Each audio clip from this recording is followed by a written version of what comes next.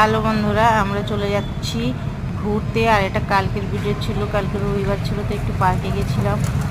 তো সেখানে যেতে যেতে দেখো পেট্রোল পাম্পে আমরা দাঁড়িয়ে গেছি। পেট্রোল পাম্পে স্কুটিতে একটু পেট্রোল ভরালো। আর সামনে দেখো ব্রিজ তৈরি হচ্ছে।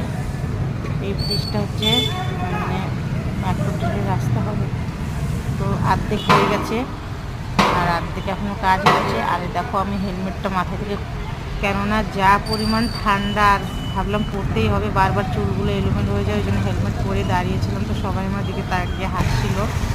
তো যাই হোক, এই যে এখন মানে স্কুটিতে তেল ভরে আবার হাওয়া দিচ্ছে। বলছে মাত্র একবার স্কুটিতে হাওয়া দিয়ে ওখানে সামনে হাওয়া দিতে লাগিয়েছে। আর আমি এদিকে একটু ভিডিও করে নিচ্ছি তোমাদেরকে দেখানোর জন্য। দেখছো ব্রিজটা এইভাবে তৈরি হচ্ছে, অনেকটা বাকি আছে।